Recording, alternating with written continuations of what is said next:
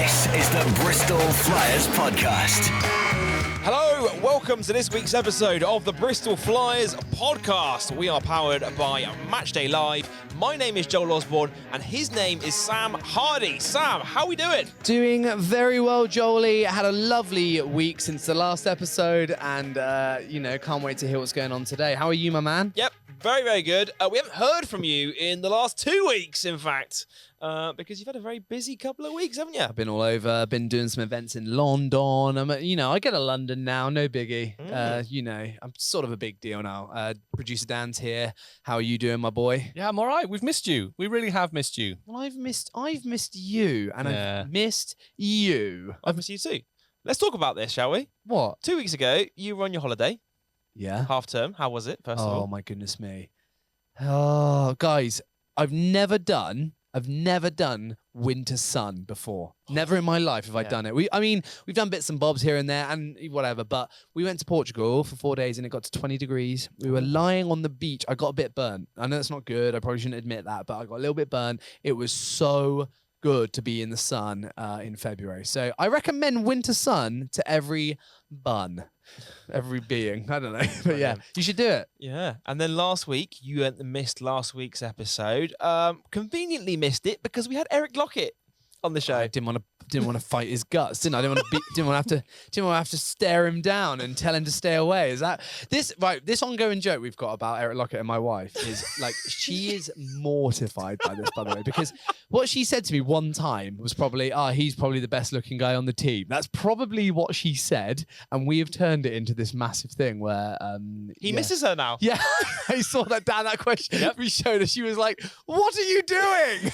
Yeah, go check it out if you haven't already. It's a great chat with Eric Lockett. We are well into March Madness now, and that is 6 home games, well 5 now, 5 home games the rest of the month. Last night, we're recording this on a Thursday. We were in London. Tomorrow night, we're recording this on a Thursday. We've got Leicester. A couple of weeks' time from now, we've got 3 home games in 5 days or something like that. And we're going to start recording some episodes ahead of time, I think, for the podcast to help us keep bringing you weekly episodes. Yeah. I can also confirm, exciting news, episode 100 is booked. We have a great guest for episode 100. I won't spoil it just yet. It's Shaq. It's not Shaquille O'Neal. But we have a great episode teed up for episode number 100. So watch this space. I'll go announce it soon. And we're going to record it at the end of this month. But that should be an episode that every Bristol Flyers fan has been waiting to have on the podcast.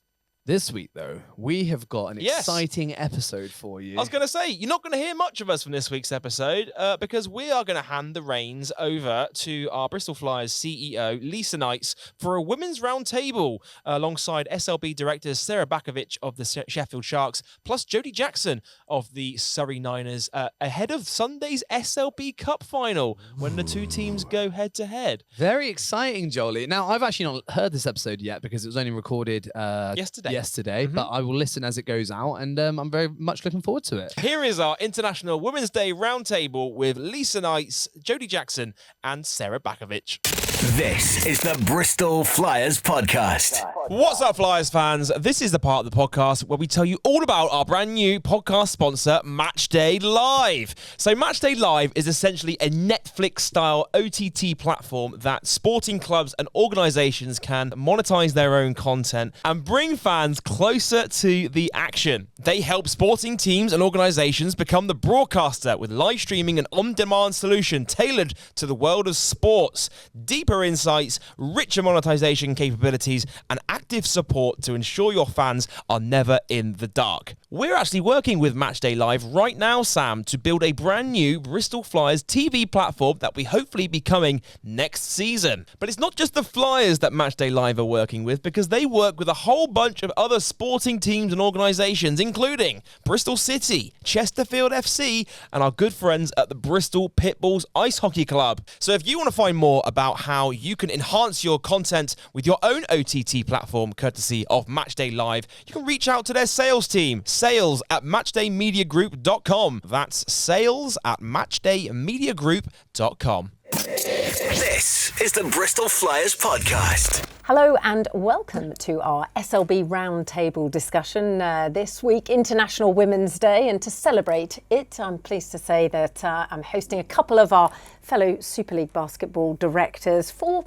a bit of a chat. So please welcome Sarah Backovic, who is CEO of Sheffield Sharks Basketball and shareholder of both the men and the women's pro teams there. And alongside her, Jodie Jackson, who is co-owner of the new Surrey franchise, the 89ers. Good afternoon, ladies. Nice to have you here. Hi, Lisa. Happy to be here. Yeah, good to have you on this week. And it is quite interesting to be able to chat to you guys, especially given as we sit as directors on the Super League basketball, more than a third of our directors are female. So we're definitely punching above our weight across board diversity on that front. I must admit, it's coincidental that we're hosting this chat this week. I sort of slightly feel like Eddie Hearn ahead of the Eubank Ben fight, with both of you facing off against each other at the weekend. How are the nerves? Sarah, you're a seasoned pro at this. I've lost count of how many finals Sheffield have been in. I think we all have, and I didn't mean that to sound as arrogant as it probably did. But we've been around a long time, so needless to say, we've had a few. Of course, we're nervous. Every final is a must win, and everything's on the line, and anything can happen on the day. So of course we're nervous, but looking forward to the day. It should be fun. And Jodie, of course, for you, it's a first time because it's a new franchise. It is, yeah. Very excited. Yep. Just excited to have made it and battle against Sarah, basically. Yeah. Well, it's always quite nice to be the underdog, isn't it? I mean, that's kind of no offence to the 89ers, but that's probably how you're approaching it, I presume. I'll take that. I want to be the underdog. So the sneaky underdog that wins. Well, may the best team win on Sunday. Bristol Flyers, sadly not represented there on Sunday, but I'm sure it will be a fantastic occasion. And, another great occasion to showcase the women's and the men's professional sport. Sarah, probably for you with Hatters, it's a big day as well. It is. It's a phenomenal achievement just to be there, to be honest, with both teams, because it's both leagues are very tough, and any opponent can beat anybody on any given day. So to have both the men and the women there is a very proud moment, irrespective of what the outcomes are of those games. I'm super proud of both teams. Well, I know it's been a bit of a roller coaster year for all of us, I think is probably the understatement of the century. Going from the formation of SLB last summer and the new teams, the new franchises, and also, as I mentioned, this new board. And it is fairly refreshing. I think all of us sit on various different boards and have done over previous years. And it's very refreshing to be surrounded by such a lovely, strong group of women alongside me. I mean, there's both of you and, of course, Denise White, the Cheshire Phoenix owner, who was unable to join us today. But, having four of us across that board of 9, it's an interesting dynamic, isn't it? I mean, Sarah, I'll come to you first because you've sat on quite a lot of different boards and had so many years of experience within basketball particularly. The discussions that happen behind closed doors, they definitely take on a different style, I've noticed, when you've got that mixture. Absolutely. I mean, it's just a slightly different dynamic to what I was first used to when I was all alone in that boardroom with everybody else being men. And of course, they're quite dominant. It was quite dominated by men. So, and all the conversation was quite aggressive and so on and so forth. And I think adding in more and more women has been able to sort of temper that dynamic and, create much more of a relaxed focus, albeit a focus, on what we need to do next. But, it's been an enjoyable evolution to see more and more women join the board and create a much more comfortable environment. And Jodie, for you, in terms of sitting as a director on the board, I mean, it's been a really steep learning curve for you from making that transition from, you were head of professional sport at Surrey Sports Park to making the leap with Dan Clark, your business partner and GB basketball legend, to actually create the new 89ers. Yeah, I mean, that was a jump that I don't think you really understand until you've made it. I think I'm really lucky in the sense that when I joined, you both were already there. So you already had 2 strong female role models on the board already. And then Denise joined, obviously, this season. But yeah, very, very different from being an employee of a big business to the owner of a not so big business. Yeah, I mean, it is interesting though, the board dynamic. I mean, in terms of, there is quite a mixture of experience. You know, you've got, they won't mind me saying, the stalwarts. You know, Sheffield, obviously one of the longest established teams, alongside, you know, the likes of Kevin Routledge with Leicester and Paul Blake up at Newcastle. And then the slightly newer ones coming in, I'd probably class Bristol Flyers and Caledonia and Surrey in that. And then the new investment as well that's come on board. It is a very different dynamic board to probably what it has been over the last few years, and probably for the greater good. I think, Sarah, you touched on it there. It's a very different experience. You know, Jodie and I were probably fairly lucky that you were already established in it. Yeah, I took the punches. I do definitely. I mean, Paul Blake, for example, and I were contemporaries, so we kind of grew up on the board together and learned and evolved our roles, if you will. And as you say, over periods of time, you become more and more experienced in what to expect in that type of environment. I mean, it wasn't just the fact that I probably was one of the few, if not a lone woman most of the time. There were periods where a woman would appear and then disappear, you know, a few months later. And I don't think that was anything personal, but I think it was just their position at the time.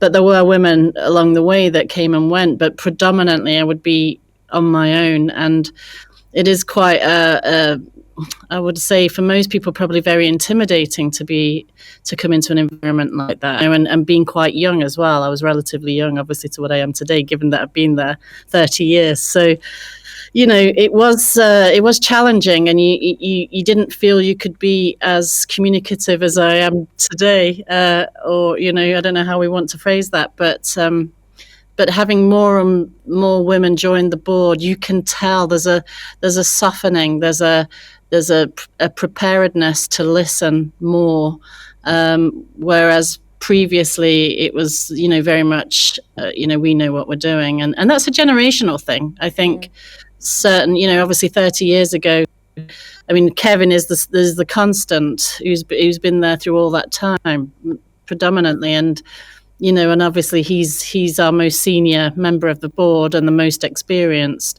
and a pioneer in many ways in terms of establishing his arena first, and having the type of experience that he has as a businessman, let alone a basketball impresario. But he was definitely intimidating, you know, when I was first there. Whereas now I understand how much I've learned from those guys.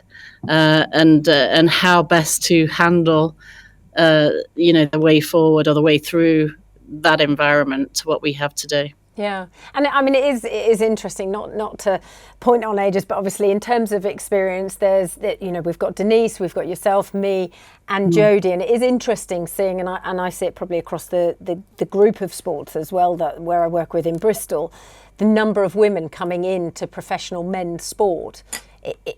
I think it's had quite a seismic shift over the last, I would probably say 5 to 7 years. And I don't know, Jodie, obviously you've been coming up through the ranks as well as, I know Dominique over at Manchester is there. You mentioned Paul Blake there. Obviously Sam has been alongside him working out at Newcastle, running the foundation side of the Eagles project, I think for, you know, equal number of years. Jodie, is it something that you've found it isn't intimidating, or as intimidating because you can see other women? You know, so often it's talked about, you know, to see it to be it.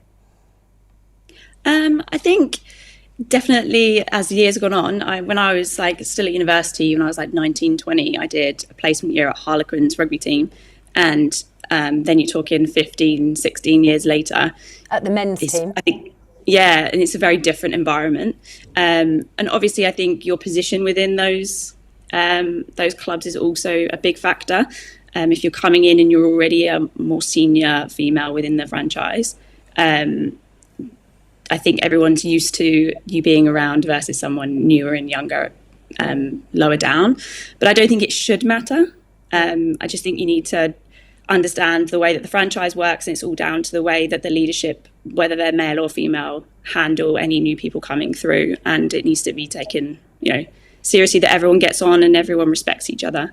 It just so happens that men and women it's always looked at gender, but actually it's experience as well.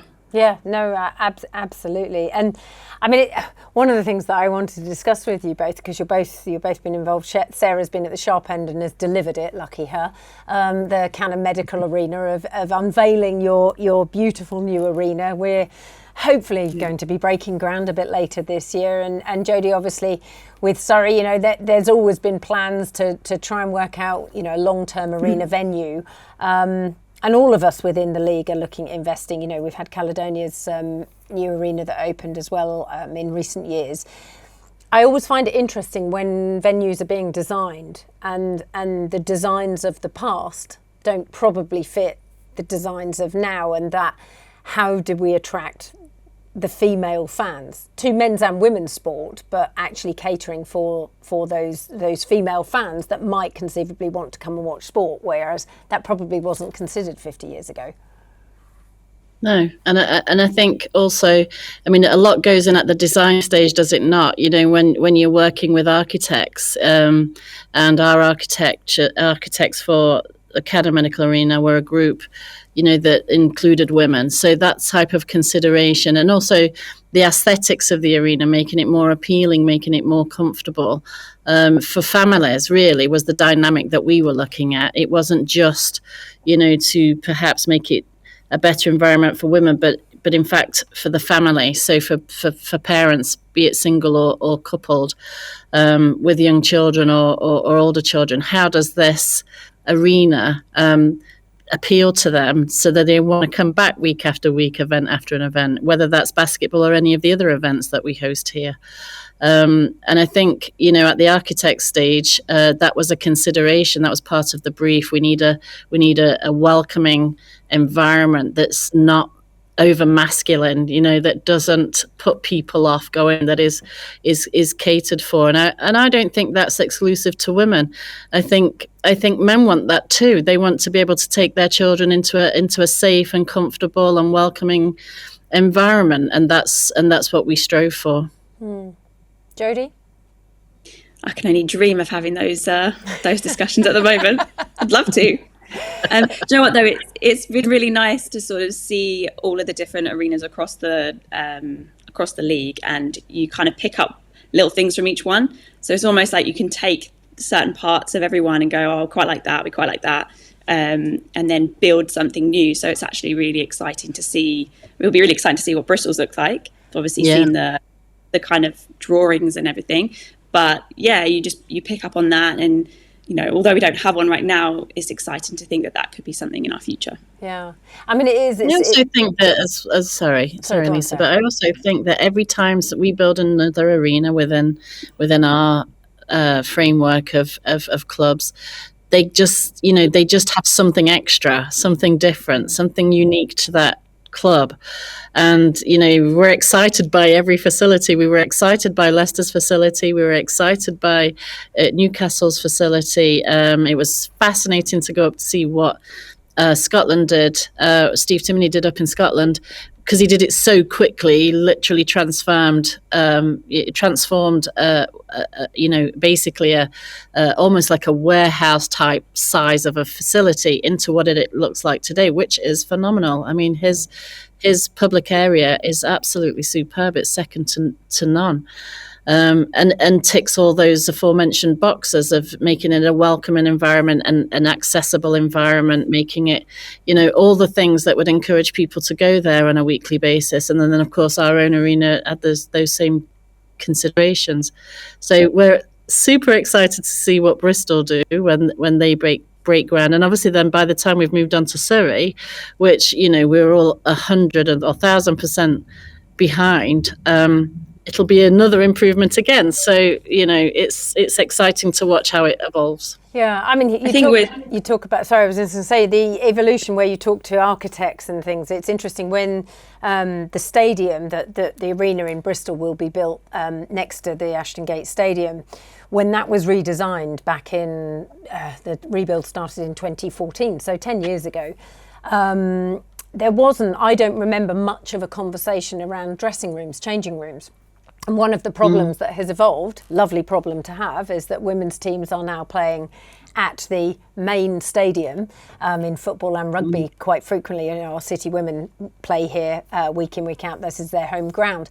But actually, when it comes to doing double headers, it becomes a different challenge, because how do you have that number of home and away dressing rooms? Effectively you need double the number, and for the men and women as well, which often isn't feasible. But it's quite nice that we're actually all starting to have these challenges and discussions, because, like I said, a number of decades ago, it wasn't even a consideration that women would be playing, either at the same venue but also at the same level in terms of professionalism.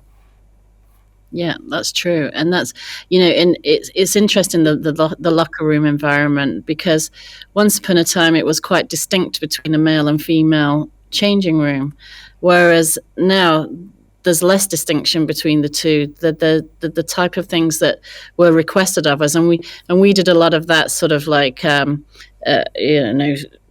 guess, study of what, was the most important thing to anybody using a locker room, and it was privacy. And and that was from the male and the females. So putting cubicles instead of open showers and all that kind of thing was more important to the users. And it didn't matter what sex that was. And when we go back a step, when you talk about how things have changed over the last sort of 5 to 7 years in terms of, women being more present in every environment that we're talking about in terms of professional sport, it is, it was a long time coming, that they would break that ceiling and be accepted as, as being as capable as their male counterparts, as intelligent, as innovative, if not more so. And I always used to say that if you want to be like a man, you lack ambition. Because as a woman, it's we're already as good as anybody out there, male or female. It's about your own confidence to be able to take that forward. Yeah, and that confidence piece is an interesting one, isn't it? Because I think men and women often feel at times out of place. Imposter syndrome is applied to both men and women at times. And I did hear a really interesting quote from one of our rugby players, was interviewed on one of the American networks, and she's a US player playing for the Bears, and she was asked about imposter syndrome and how does she cope with it. And Ilona Maher just sort of looked slightly nonplussed at the interviewer, as if they'd just landed from Mars, because she was like, no, I don't suffer from that.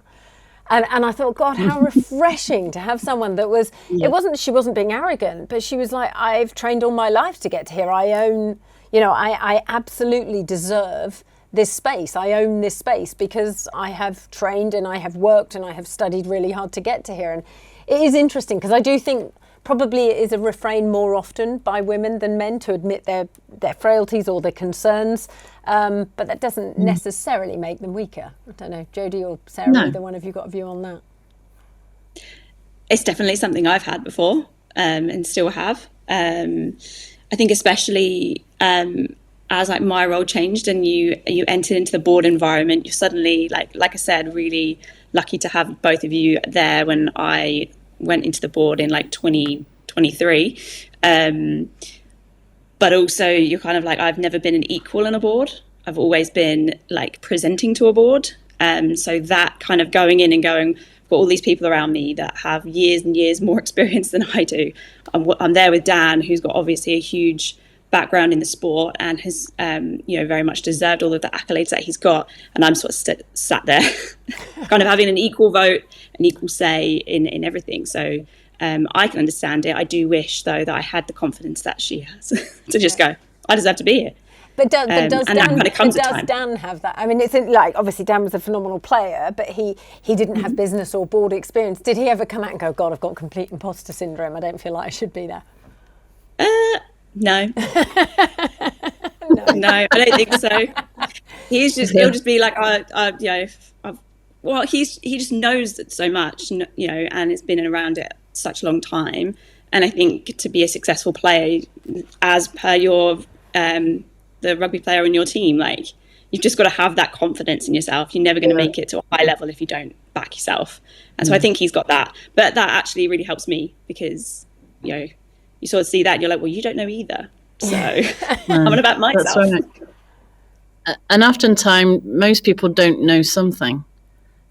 So when we're sat around a board, irrespective if you're the elder statesperson or the new kid on the block, somebody along that spectrum doesn't know what you're talking about at that moment in time, and it depends on what it is. And I think, the great thing about getting older, if there is a great thing about getting older, is that you lose all those inhibitions along the way.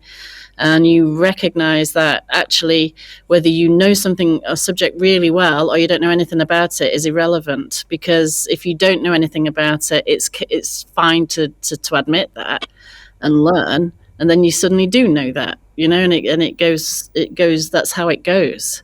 And so the confidence grows with that knowledge and that acceptance that you can't possibly know everything. But what you do know, and you can present that well and confidently. And I think you do that, Jodie, if I'm honest, when we're sat on boards, that you make some extremely valid points all the time. And you can see the light go on around the table, So, I think you do. With a killer point at the end, doesn't she, where she sat quietly and then she just says something and everyone goes, oh, yeah, no, why didn't we point that out? Oh, yeah, we forgot about that. So, be the underdog. Be the underdog. It is interesting though, Sarah. You mentioned that is one of the benefits of getting older, is you definitely care slightly less about what people think of you. I mean, I know I'm guilty often of saying this is probably a silly question. I don't think I've ever heard a man say this is probably a silly question, but I think we always sort of think, oh gosh, do we need to caveat it or preface it with, maybe I'm not quite sure.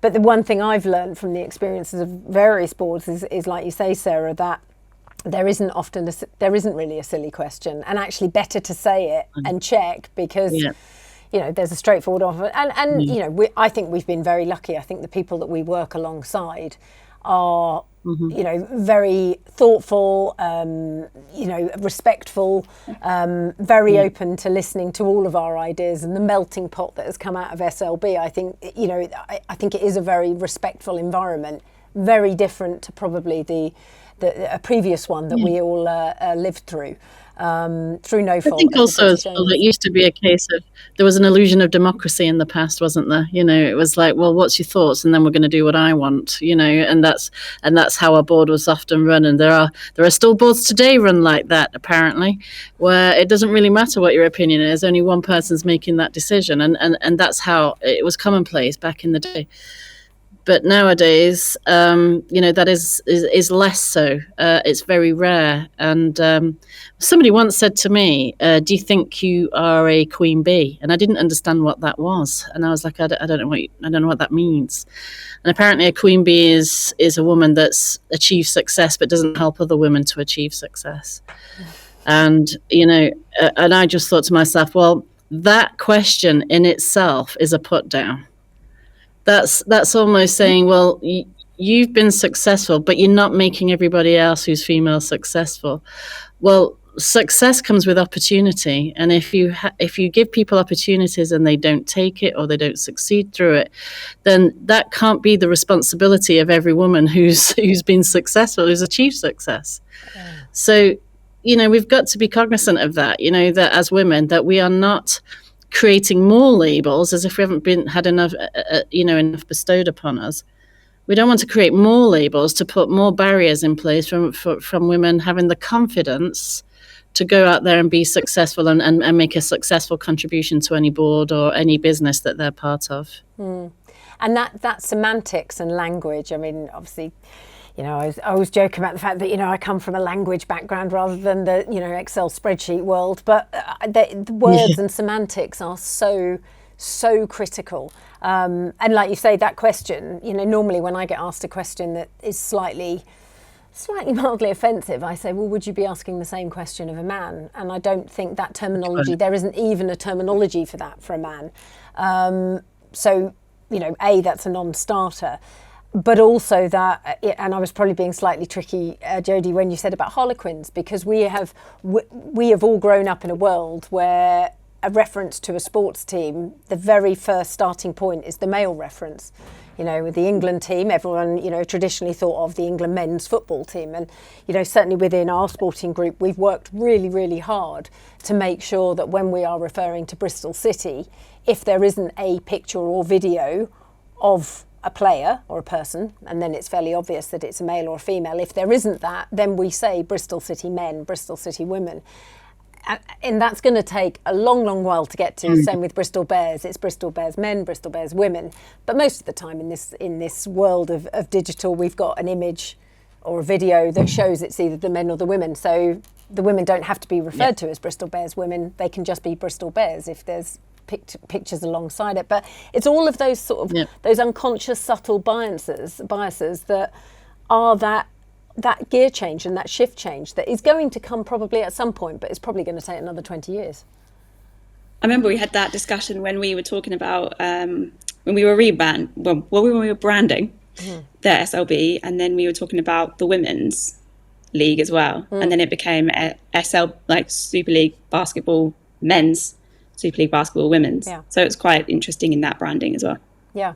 Well, we said we'd got an opportunity to start a league from scratch, which is an incredible opportunity to be able to step forward. You know, with Jim Saker, chair for Super League Basketball Women, you know, trying to talk. You know, you got obviously Sheffield, you've got the Hatters. There's a number of clubs in SLB that have got, you know, their equivalent female counterparts, and that it's very much been set up in that view that SLB M and W coexist together and they move forward equally. I mean, Sarah, you've probably got more on that than Jodie and I, because you operate a women's team as well. You know what? It's a little bit of a challenge. I mean, we try to be as equal as you can possibly be when you're operating a male and a female team under the same roof, and unfortunately, in our particular sport, the men's game is more progressed than the women's game is, certainly commercially, audience-wise.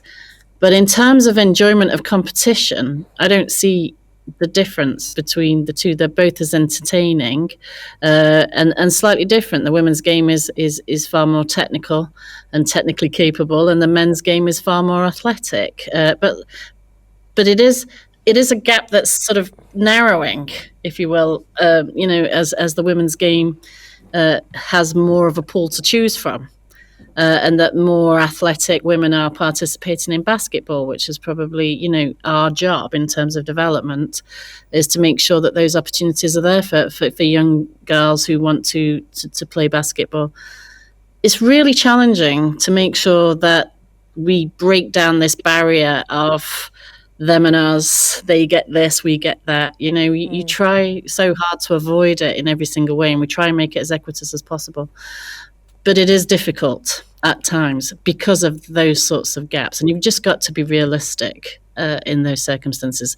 What can be given equally is given equally, and then sometimes, you know, it isn't quite that equal. But that really comes down to, isn't it? Well, quite. It's just down to the commercials. Yeah, and giving everyone an opportunity to, you know, we echo that here within football and rugby. You know, you have the opportunity, and would love to everything to be divided equally, but unfortunately, the commercials don't stack up. You know, the numbers in discrepancy between attendances, and you know, I know I alluded to it a moment ago about, you know, we won't see the real changes coming through in language in the next 20 years. I think it's going to take probably at least another 5 years for the crowds to get to a level where it is truly commercially viable for football, rugby, basketball, for all sorts of sports. Probably the only outlier is netball, because it's traditionally been, you know, a female-led, a female-only sport. I know that is changing, but that's probably the only one that I could name off the top of my head that is a difference. Yeah, and I think that's really comes down to participation numbers, doesn't it? So the more we can do our job on the ground and swell those participation numbers, the more likely those audiences are going to grow, and the more likely we're going to see more and more talented women at the top of the game that are, you know, massively entertaining. And you're seeing it in the WNBA more so, you know, in terms of basketball, you're seeing the crowds grow and the interest in the game grow. You're seeing it in women's football, and you've seen it leaps and bounds over the last few years in women's football. So, it is a case of swelling that participation program up and making sure that we can keep building.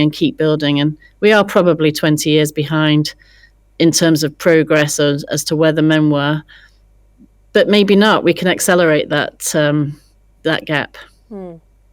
Yeah, if the trajectory of football is anything to follow, certainly. And I do think you touched on an interesting point there, Sarah, about the competitive sport or grassroots sort of sport participation and how critical. I mean, I know we've all spoken behind the scenes about how important it is for kids to be involved in sport, boys and girls, and how, as basketball, how do we grow that grassroots participation? And I know, you guys and the rest of the SLB clubs do huge amounts of community work to try and progress the sport. But Sarah, what you said there about that coming through sport, it is interesting seeing the number of women that I know that work in elite professional sport. I would probably say, as a guesstimate, over 90% all were either athletes of a high level or certainly a decent level that have then gone on to work in sport. And I don't know if that was either of your background, Sarah. I think you came from a very sporting family that were always involved in, with Ponds Forge and that background. Jodie, I don't know your pathway into it. Not as an athlete, I'll be honest. I think my route into it was a little bit more around being lucky to have worked in a facility that had professional teams, and then just slowly getting more and more involved in it. And I guess having the people around me and the confidence to be able to say, I think we could do this to improve it, and then learning from all the people around me. I'd say when we found out about the change in the Surrey franchise over the summer, bar Dan, who was obviously the first phone call, the second phone call was Sarah, and it's just how can we do this? It wasn't a should we, it was a how can we do this? And lucky to have people around that you would learn from. So I think it's just embracing the environment and actually going, I don't think I needed to have been an athlete to be able to survive in this environment. But the other way, I mean, if you're an athlete going into a business setting, that must be challenging in a completely different way as well. But then you've got Dan alongside you, so you've got the perfect complement. You've got the athlete, you've got the pro athlete, and you've got your, the commercial and business brains that you've had coming up through Surrey. Perfect partnership. There you go, Jodie. Sarah, sometimes. In terms of yours, I mean, like I said, you came from a sporting family, very much involved in the sporting community in Sheffield. Yes, it was. Well, it starts with my father, who was a director of sport in Sheffield, director of sport for the World Student Games and director of sport for the Commonwealth Games in Manchester, to name but a few. And that's really kind of what sucked me into sports administration, really, and sponsorship. Swerved me from what could have been a lucrative career into a sporting career. In law. Yeah, but I had a fantastic journey all the way through and had amazing experiences. And the thing about sport that I don't think anybody who's involved can deny, you make incredible friendships throughout your journey, whatever your journey is, whether it's an administrative role or whether you're an athlete or whether you're a support member of staff. There's just the whole environment of sport can really bring you personal confidence that if you don't continue a career in sport and you move into the professional world, will give you so many advantages, of how to feel about yourself, how to perceive others, how to work with others, and how best to communicate. And all those things come very easily through sport, which is why sport's such a great vehicle for learning, whether that's to re-engage young people through educational programs or to look at behavioral issues and how that can be worked upon through sport. There's so many ways that sport is used as a vehicle to improve lives. But my background was, I was a swimmer when I was younger and competed at that level. And then obviously, once I moved into the, if you will, like the family business, if you like, with my father and also Yuri Matisham, that was my entry into sports sponsorship and contracting. So it was still use some of the skills, but you've used a lot of those skills over the last year, Sarah. We've definitely noticed the renegotiating of contracts when the SLB was formed last summer. There was a lot of collective rolling up of sleeves, and every owner and director getting involved. And I know you were heavily involved absolutely. in those commercial pieces, and yeah, like you say, it helps having that background and depth of knowledge to draw from. It does, and the question has often been asked as to how the SLB was turned around so quickly, and it was quite simply because we do have an extraordinary board of people with different talents that when you put them all together, you can turn a league around in 6-7 weeks. And then the new investors that came in are all extraordinary people. And the thing about the investors thus far that I admire is that their passion is basketball. They have not come in as business people trying to suck out the energy of the sport, trying to take all the financial wealth out of the sport. That they're not interested in it. They're interested in helping it and putting the sport onto the level where it deserves to be in this country, and they're very passionate about the game, and that's a really, really important part of making sports successful. If you've got it in the heart first and foremost, and then obviously you've got the capability of developing that as a business, then you're onto a winner. Yeah, it certainly feels like we're greater than the sum of our parts, and I feel very fortunate that we get to work alongside such a dynamic and interesting group of people. We've mentioned Denise as the owner of Cheshire, but with the male counterparts, the new investments are into Sheffield, bringing Vaughan Millett, who's our interim chair of the SLB, Ben Pearson buying into Manchester via the Sherwood Group, Lens in London, and then alongside more stable ownership of Paul Blake at Newcastle, Kevin at Leicester, and Steve Timoney over in Glasgow. Everyone shares that passion and that development, and as you say, is so much more in it for the development of the greater good of the sport, and basketball has really got under the skin of everyone, even though perhaps some of them didn't come via a basketball route. I certainly didn't. I don't think Ben Pearson did. But actually, the focus is about how we develop this sport to the best it can possibly be via a fantastic board. 100%, yeah. I think as well, like just to go on your point just before, I think someone like Denise coming into the board, I think not only another female, but also like a cultural difference. I find her like she just always wants to understand, and I find like the confidence of just her just going, can I ask a question? Can we just clarify?